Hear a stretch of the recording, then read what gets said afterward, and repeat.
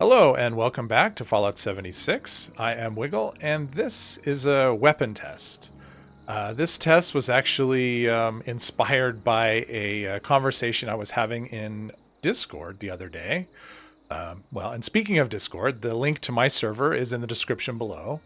And as always, if you enjoy my content, please leave a like, comment, and subscribe.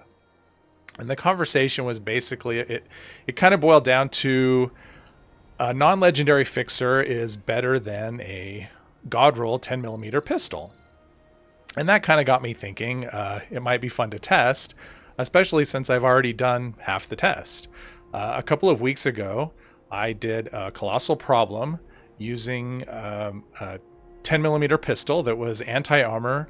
VATS criticals do 50% more damage and 25% reduced AP cost. And I know everyone has their own definition of a god roll, but that does fit mine. And that test, we were able to finish Colossal Problem in around 9 minutes, I think. And so what I thought I would do would be to craft this gun, which is just a non-legendary fixer, as you can see. And I have it painted with the jack-o'-lantern paint. And I thought we would do Earl the same thing. That was on a different character. That was on my gunslinger character. And because of that, because gunslinger perks, guerrilla perks, are under agility rather than perception, you do have a bit of a disadvantage in terms of the perks you can equip. Since I had max rank of all 3 guerrilla perks, that's 9 perk points. And so what I've done with this character is I've actually spec'd it out the same way. Obviously, I don't have the gunslinger perks because, there's no reason for it. But so all I had was rank 1 of these 3 perks on that other character, and then rank 3 of sneak, and that was it. And I'll be using the same buffs. Now, obviously, this isn't going to determine which is better. I mean, I think they're just completely different weapons. But I just thought it would be fun to just compare, how one does against Earl versus the other one, for entertainment purposes. So, so before I ramble on anymore, I'll go to the silo, get a nuke in the air, and let's meet in the mine. All right, here we are in the mine. Let me just go over the build really quick. The only thing that matters with legendary perks in this case is follow through, which gives an additional 40% damage. Let's see here. We've got all the commando perks maxed out along with tank killer. We have Chem Fiend to give us double duration on our chem, our one chem that we'll be using. Tenderizer for extra 10% damage, and then one point of covert operative for an additional 15% sneak attack damage, and 1 point of adrenaline, which may help with the Wendigos. Then max rank Bloody Mess, better criticals, and critical savvy. The mods on the weapon are all the way over here. Tweaked automatic receiver for additional critical shot damage. Aligned long barrel and stock for decreased VATS usage along with the reflex sight. And a stinging magazine for a little bit of armor penetration. And one other point of disclosure, I do have another fixer, but it is an explosive one. So if I were to use that, it would be very obvious. And then my other weapon is a handmade. So other than that, I don't have any other ranged weapons. So if you see me shooting a fixer, it's this one.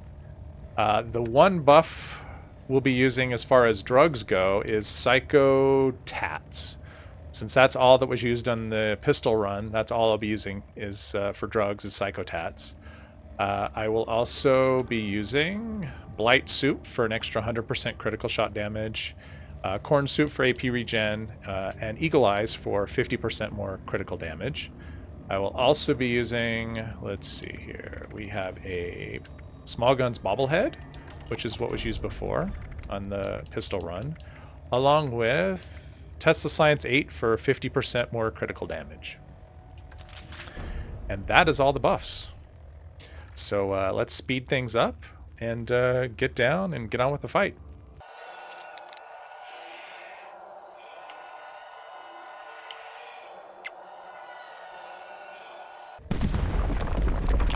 All right, we got our Psycho Tats. Let's go down.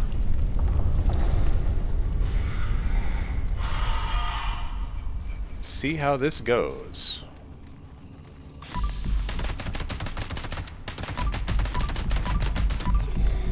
Alright, well, the damage per shot, I can already tell you, is higher than it was. Oh, yeah. That will be a thing, not having... Yeah, it doesn't do much damage outside of VATS. Yeah, so it'll have the advantage. It will do more damage than the 10mm pistol did. But, obviously the VATS cost is quite a bit higher. So that will be somewhat of an equalizer. I don't know about overall how it's going to affect things, but...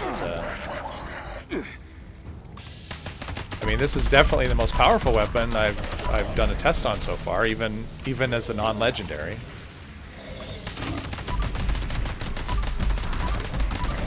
The stealth bonus that comes with the fixer is nice, though. Alright, where did you go?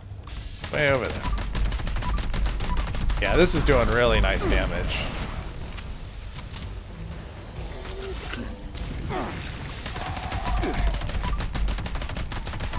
Which basically just shows you that even a bad fixer is still a good fixer. It's still a good weapon. Oh. Alright, come on. Yeah, this is like the ultimate... Like, even if you have really bad luck rolling weapons, you can always get your hands on a fixer. Even if it's just a non-legendary one. Even you just do the sheep squatch quest, and at the end, that's what you're given as a reward. So... it'll be leveled to you. So, if you don't want to have to rely on the plan... Oh, I guess we have some Wendigos to deal with. If you don't want to rely on the plan, and you can't get someone to craft one for you, just go after the Sheep Squatch quest, the quest line of Vanlo Taxidermy. And, he should... Yep. So what was that? 2.5 minutes. That's pretty quick.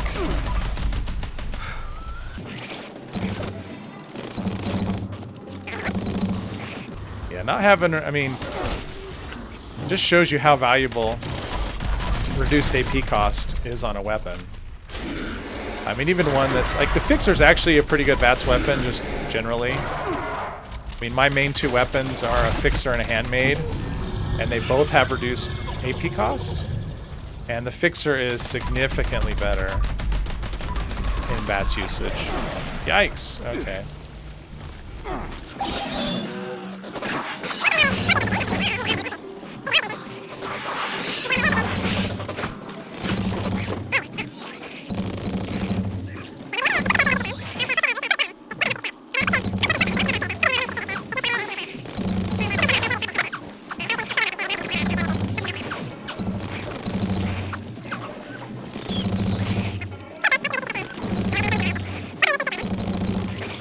But I think the, so what am I doing? I'm getting 31 per shot without crits. And the 10 mil I think was right around 20. That was with Psychotats. So when that ran out, it was down to like 16.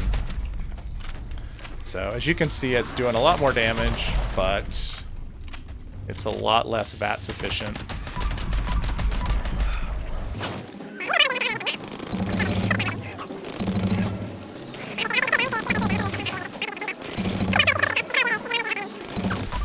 You can see the Psychotats is worn off.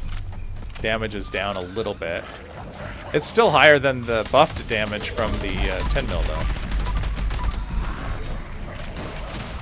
Yeah, he's going down. He's going down really easily. So even if you're really lucky and you never get a good fixer, you can see it doesn't matter a whole lot. A fixer's a fixer. It's still really good.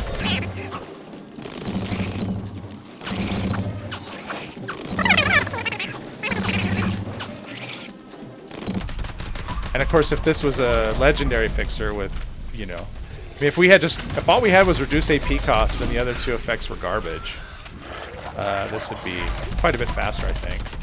Boom.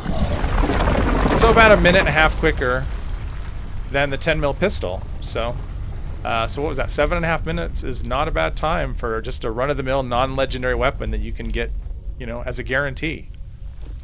So that's great. So all I need to do is loot in here and get out of the mine. And there you have it. Even a non-legendary fixer is still a really good weapon. This wasn't really meant as a comparison to a 10 mil pistol. It was mostly just done in fun. I do hope you enjoyed this video. If you did, please leave a like, comment, and subscribe. And I hope you'll join me in the next one. Thank you very much.